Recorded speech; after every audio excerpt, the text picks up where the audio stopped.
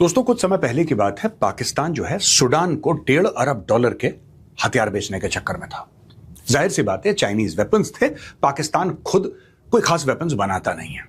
सारे के सारे वेपन्स जो बड़े वाले हैं वो पाकिस्तान के अंदर चाइनीज बनाते हैं या फिर पाकिस्तानियों के साथ मिलकर चाइनीज कुछ वेपन्स बनाते हैं। वहां पे चाइनीज इंजीनियर्स हैं, चाइनीज वर्कर्स हैं, सब लोग हैं और वो ये चीज बनाते हैं। क्यों बनाते हैं वो एक अलग स्टोरी है, मैं आगे चल के शॉर्ट में आपको, ब्रीफ में आपको बताऊंगा। लेकिन अब यह बात हुई है कि पाकिस्तान लीबिया के अंदर अपने हथियार बेचेगा और पाकिस्तान ने क्रैक करी है, अकॉर्डिंग टू मीडिया सोर्सेस, $4.5 अरब की डील। अब आप ये बोलेंगे साहब, पाकिस्तान $4.5 अरब के हथियार बेचने की फिराक में है।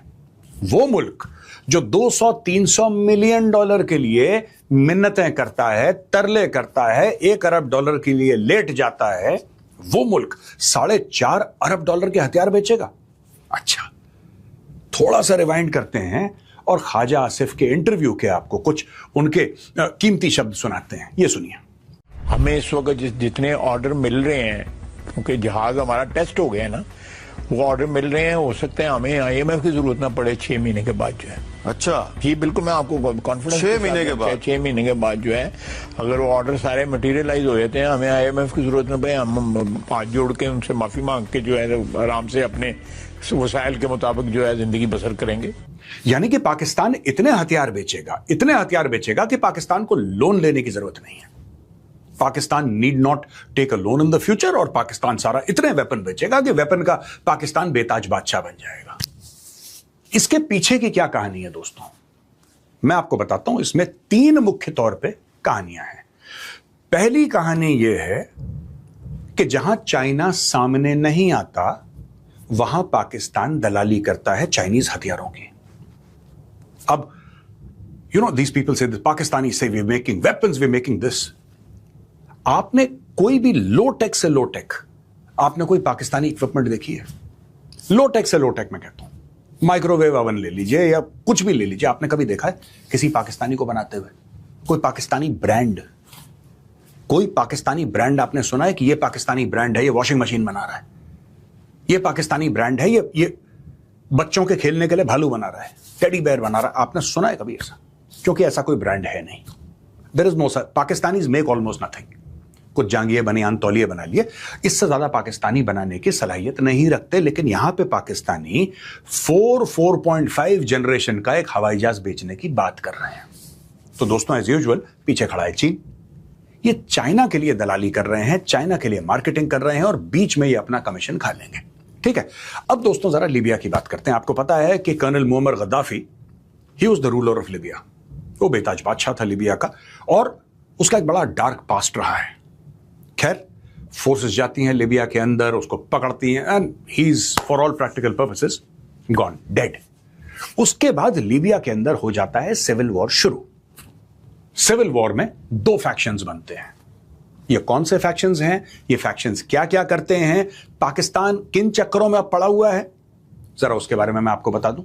फिर मैं आपको यह भी बताऊंगा कि पाकिस्तान ने जो ईरान और US के बीच में सुलह करने की कोशिश करी थी, अब यहां पे किस तरीके से लीबिया में कह रहा है कि हम सुलह करवाएंगे। बहुत इंटरेस्टिंग चीज है। लेकिन कौन कौन से ये फैक्शंस हैं लीबिया के अंदर और क्या कर रहे हैं और पाकिस्तान का क्या रोल है, आप सुनिए जरा, मजा आएगा आपको। एक तो दोस्तों ग्रुप है गवर्नमेंट ऑफ नेशनल यूनिटी, ट्रिपली है जो लीबिया की कैपिटल है, उसके अंदर ये लोग बेस्ड हैं और इनको आप ये समझ लीजिए कि ईरान का एक किस्म से आशीर्वाद है। मैं ये तो नहीं कहता कि ईरानी वहां पे घुसे पड़े हैं और वहां पे कुछ फोर्स घुसी पड़ी है, लेकिन हां, ईरान इनको सपोर्ट करता है। गवर्नमेंट ऑफ नेशनल यूनिटी को तुर्की और कतर भी सपोर्ट करते हैं। जाहिर सी बात है, उनको वेपन सप्लाई करते हैं, उनको डॉलर देते हैं, उनको ट्रेनिंग देते हैं, ये सब चीजें करते हैं और उनको डिप्लोमेटिक कवर भी प्रोवाइड करते हैं। तो एक तरफ ईरान हो गया जिसका यहां पे पूरा का पूरा role government of national unity, इसके लिए हल्का सा धुंधला सा है, लेकिन धुंधला सा है। और जो मोटा कवर फायर इनको प्रोवाइड कर रहे हैं, डॉलर प्रोवाइड कर रहे हैं, arms, weapons, money, diplomatic cover, हर किस्म का सपोर्ट ये कर रहे हैं तुर्की और कतर। ठीक है जी, ट्रिपली में गवर्नमेंट ऑफ नेशनल यूनिटी, ये एक गुट है। दूसरा गुट है दोस्तों जिसको कहते हैं लिबियन नेशनल आर्मी। ये तकरीबन ईस्टर्न लीबिया की तरफ इनका वर्चस्व है। इनको हाउस ऑफ रिप्रेजेंटेटिव सपोर्ट करते हैं लीबिया के, और खलीफा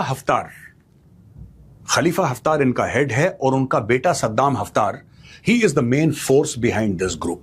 दोस्तों, जो लिबियन नेशनल आर्मी है, ये ज्यादातर इनके जो इनके जो ऑयल फील्ड्स हैं, जो इनकी energy, because Libya has a lot of oil, ये ऑयल फील्ड्स वगैरह ये सब कंट्रोल करते हैं, और इनको सपोर्ट करता है सऊदी अरब और पाकिस्तान। यानी कि इनके पास हथियार जाने वाले हैं। वो $4.5 अरब की डील की मैं बात कर रहा था। These are the people who are going to be the beneficiaries.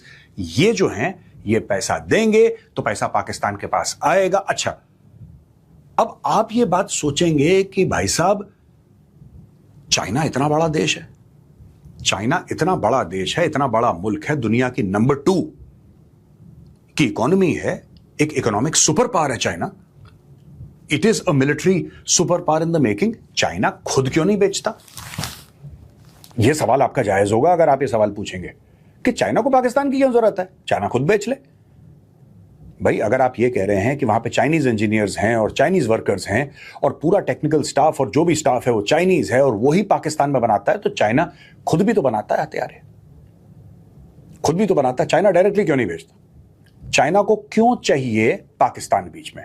और दोस्तों, उसका सबसे बड़ा कारण यह है कि 2011 से लीबिया के ऊपर एक आर्म्स एम्बार्गो लगा हुआ है, और यह लगा हुआ है यूनाइटेड नेशन सिक्योरिटी काउंसिल का। यानी कि लीबिया के अंदर हथियार बेचना किसी भी देश के लिए गड़बड़ है। अब लोग ठीक है, बैकडोर से तो बेच देते हैं, बैकडोर से आप राइफल है, रॉकेट लॉन्चर्स हैं, मोटर्स हैं, कैनन हैं, ये तो आप बैकडोर से बेच सकते हैं। लेकिन हवाई जहाज आप बैकडोर से, हवाई जहाज इज अ स्ट्रेटेजिक एसेट। भाई, फाइटर जेट जो है, it's a strategic platform, it's not a rifle, it's not an AK-47 कि आपने चुपचाप एक ट्रंक में 15-20 रखी और आपने भेज दिया ना। It's a proper platform. अच्छा, ये जो लिबियन नेशनल आर्मी है, how is it paying for it? It has oil, it will pay through oil, पहली चीज। दूसरी बड़ी बात है कि यूनाइटेड नेशन सिक्योरिटी काउंसिल का परमानेंट मेंबर चाइना है, तो चाइना को तो पता है कि गैर कानूनी काम है ये। That China knows very well. भाई, परमानेंट मेंबर है और उन्हीं ने तो ओके करा है, तभी तो जाके आर्म्स एम्बार्गो लगाए 2011 में। अब आर्म्स एम्बार्गो लग गया। अब क्योंकि आर्म्स एम्बार्गो लग गया वहां पे, तो चाइना तो अपने हाथ गंदे करेगा नहीं। तो जब भी किसी सुपर पावर को या जब भी किसी बड़े मुल्क को कोई गंदा काम करवाना पड़ता है जिससे नाम खराब हो, राइट, तो वो पाकिस्तान को कॉल करते हैं। जब अफगानिस्तान के अंदर कुछ गंद मचाना हो तो अमेरिकन पाकिस्तान को पैसा देते हैं, राइट। किसी टेरर ग्रुप को कहीं से अटैक करवाना हो किसी बड़े पावर को, तो लोग पाकिस्तान को कॉल करते हैं। इसी तरीके से यूनाइटेड नेशन सिक्योरिटी काउंसिल का आर्म्स एम्बार्गो, उसको वायलेट करना और हथियार भेजना, तो सब हमें क्या पता? हमने तो पाकिस्तान को टेक्नोलॉजी दे दी है और पाकिस्तान खुद बना रहा है और खुद बेच रहा है। हमारा इस पर कंट्रोल तो है नहीं। अब आप पाकिस्तान से बात कर लीजिए। $4.5 अरब, ये जो हथियार, इसमें कई और वेपन्स भी हैं। $4 अरब के तो इसमें जो फाइटर जेट्स हैं, JF-17 थंडर, वो हैं। इसके अलावा भी कई सारे ऐसे हथियार हैं जो कि लिबियन नेशनल आर्मी को दिए जाएंगे, और ये सारा का सारा माल पाकिस्तान के थ्रू रूट होगा। यानी कि जो बिल्कुल घोर गैर कानूनी काम है, जो अपराध है, जो यूनाइटेड नेशन सिक्योरिटी काउंसिल कहता है कि यार ऐसा आपको नहीं करना है, जो चाइना ने खुद साइन करा है कि ये इलीगल है, कोई नहीं करेगा इसको, सब बंद करो, वो ही काम चाइना करवा रहा है पाकिस्तान से, और पाकिस्तान को दे देगा कुछ few $100 million। पाकिस्तानी खुश हो जाएंगे। और अगर पाकिस्तान को कोई टिक ऑफ भी करता है वहां पे यूनाइटेड नेशन सिक्योरिटी काउंसिल में, तो चाइना प्रोटेक्ट करेगा पाकिस्तान को। और अगर पाकिस्तान की बेइज्जती हो गई तो Pakistani they used to it, उनको क्या फर्क पड़ रहा है आप उनकी बेइज्जती करें।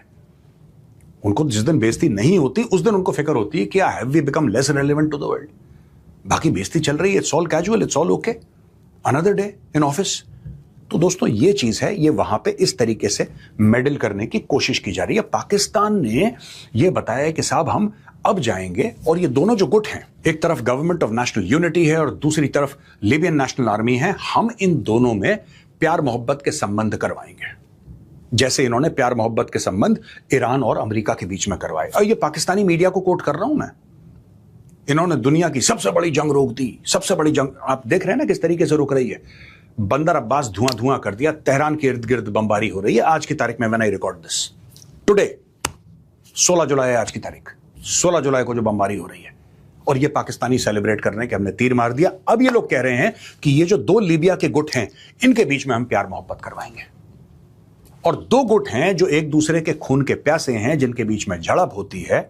एक ट्रिपली बेस्ड है, एक ईस्ट बेस्ड है, राइट? इन दोनों के बीच में प्यार मोहब्बत कैसे करवाएंगे पाकिस्तानी? चाइना के हथियार एक गुट को बेचेंगे, वो भी $4.5 अरब के। They will be like commission agents for China.